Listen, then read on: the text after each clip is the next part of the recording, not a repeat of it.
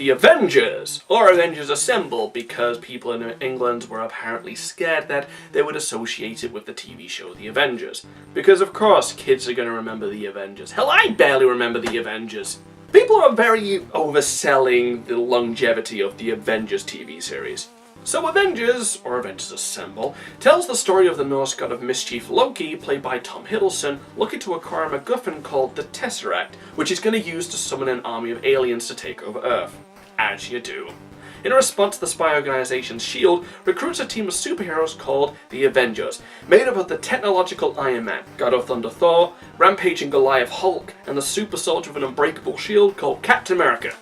Also two non-powered people. Okay, let's introduce them properly. The savvy femme fatale Black Widow, and the peerless marksman Hawkeye. With big names like this, you'd think this cast wouldn't work, all lead in the same film.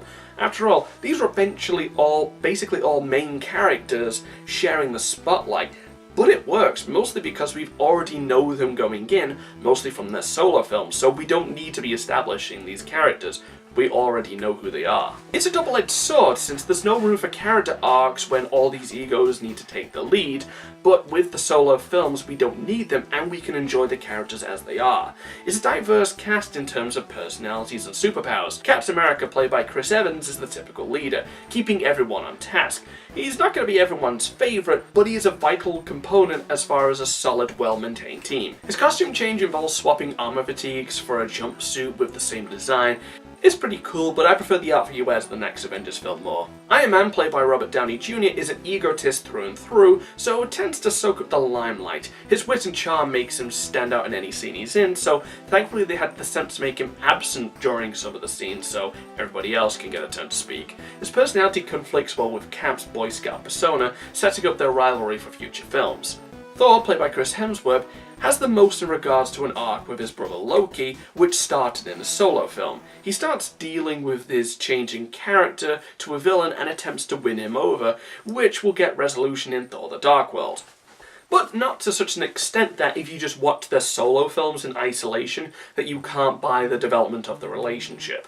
His epic presence combined with his comedic delivery make him more of the goofier form of humour compared to Iron Man's wit, and he doesn't really have the serious delivery of Cap, making him a happy medium while also having his own vibe. Hulk's human form of Bruce Banner this time is played by Mark Ruffalo, taking over from Edward Norton, and making him the only cast member to be recast from his solo film.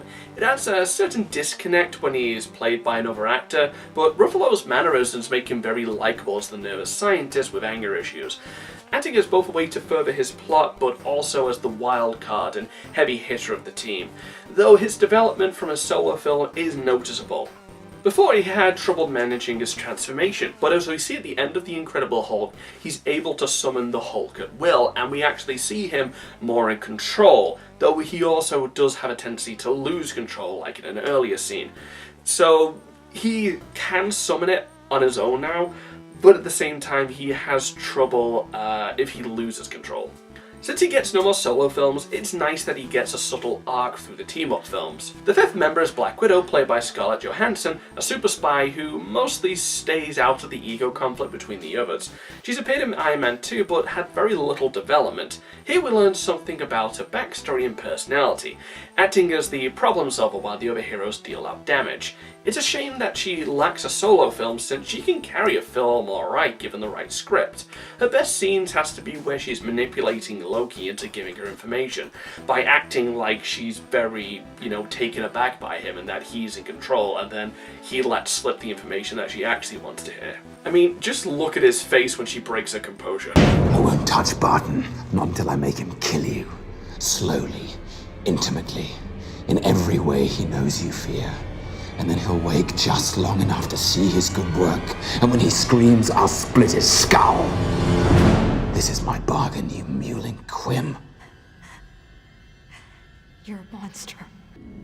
You brought the monster. So, Banner. That's your play. What? Loki means to unleash the Hulk. Keep Banner in the lab, I'm on my way. The sixth member is Hawkeye, played by Jeremy Renner. He's under Loki's control for most of the film, so acts as more of a powerful henchman and has a connection to Black Widow's character and her past. He does serve a focus in the wider fighting, however, as a spotter who can direct the others, which is important when trying to coordinate over such a large area as New York. The surprising breakout star was Phil Coleson, played by Clark Gregg. He was in the Iron Man movies and Thor, but he seemed to get pretty popular by the end of this film with his fanboy reaction to Captain America and hero moments against Loki. You even got a spin-off series called Agent of S.H.I.E.L.D., which I'll be covering at some point. He even started showing up in the comics as well. Phil's just that likeable a guy. Loki is fully realised in this film, from a relatable inferiority complex combined with his traditional supervillain megalomania, from his extremely quotable dialogue with the way that every hero one-ups him in some way. He quickly becomes the first legitimately good villain of the MCU. Not so much in like a powerful taking them all on at once kind of way, but more as a subtle manipulator kind of way. The action is fantastic, ranging from small conflicts to superhero brawls and leading up to a final climax. It's a flashy spectacle, but one of the most impressive in recent years. The different abilities to one of the greatest long shots ever, combining impressive martial arts with a lot of CG. I mentioned this in K-Man, where if you want to make CG look impressive, you have to go big, and this is going as big as they could. The comedy is spot on, with everybody's comedic banter pretty much hitting bullseye. Again, super quotable film. It's a perfect balance of comedy, action, and drama that's usually impossible to make. It's a pretty interesting extension of the wider MCU, since the conclusion revolves around an alien invasion. Now, typically, films would sweep it under the rug with government cover-ups or sudden amnesia like Ghostbusters 2 or the Transformers sequels, though I'm sure some idiots online would call the near destruction of New York fake news. It also gets brought up in the TV shows that came out after this film. It's kind of like this world-shaking event. It's like this universe's equivalent of, say, September the 11th, where it's just like this massive destruction that nobody can forget and changes the way people are going to perceive the wider world. And finally, I have to mention the score. It's been a while since we've seen a truly iconic hero theme. Not since Spider-Man really, but Alvin Silvestri delivers a fantastic theme that's instantly recognizable. I just wish the solo films had their own themes to fall back on, mostly the Iron Man films. Seriously, the theme from Iron Man 3 is awesome.